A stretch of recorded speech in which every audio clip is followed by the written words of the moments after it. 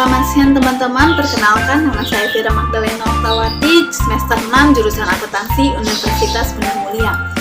Pada kali ini saya akan mempresentasikan mata kuliah Sistem Pengendalian Manajemen dengan materi Manajemen and Control. Sebelum kita masuk ke dalam materi Manajemen and Control, kita harus tahu apa itu Sistem Pengendalian Manajemen.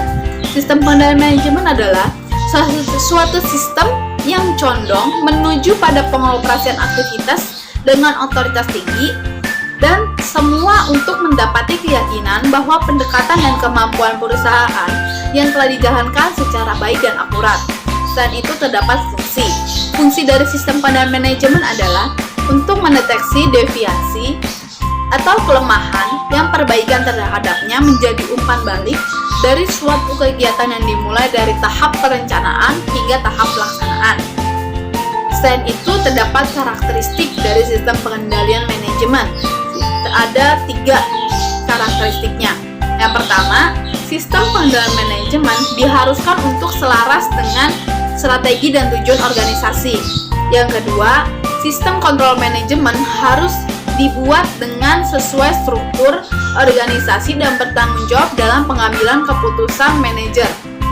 Yang terakhir, sistem pengendalian manajemen harus efektif yang memotivasi seorang manajer dan karyawan untuk berusaha ke arah pencapaian tujuan organisasi dengan cara berbagai penghargaan berhubungan dengan pencapaian tujuan tersebut. Selain terdapat karakteristik, sistem pengendalian manajemen juga memiliki manfaat. Ada beberapa manfaat dari sistem pengendalian manajemen. Antara lain, yang pertama, dapat mengetahui sebab-sebab terjadinya penyimpangan. Yang kedua, untuk memberikan ruang reguler supervisis untuk merenungkan isi dan pekerjaan mereka. Yang ketiga, untuk menerima informasi dan perspektif lain mengenai pekerjaan seseorang. Yang keempat, untuk menjadi dukungan baik segi pribadi maupun pekerjaan. Yang kelima, untuk memastikan bahwa sebagai pribadi dan sebagai orang pekerja tidak perlu membawa kesulitan, masalah, dan proyeksi saja. Yang keenam, untuk menjadi proaktif, bukan reaktif.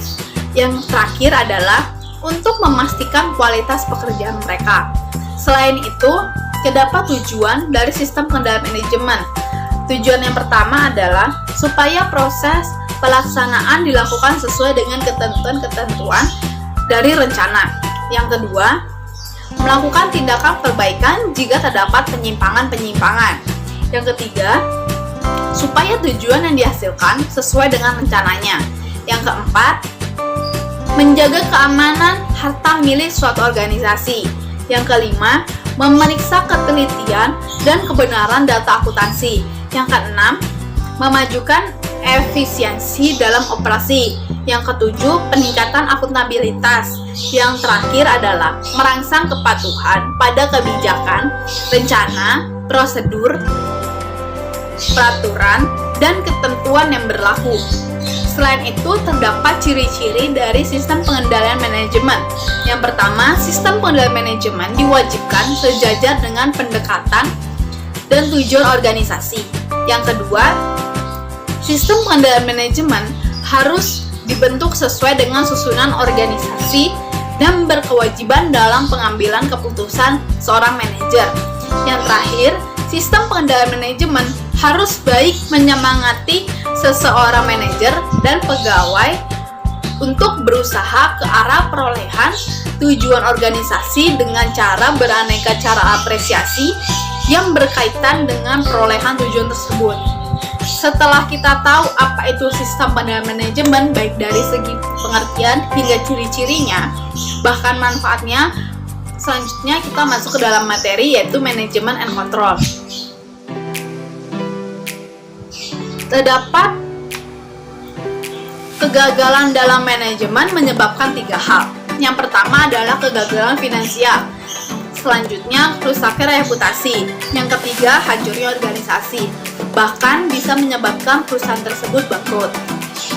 Selanjutnya, terdapat tujuan dari manajemen dan kontrol.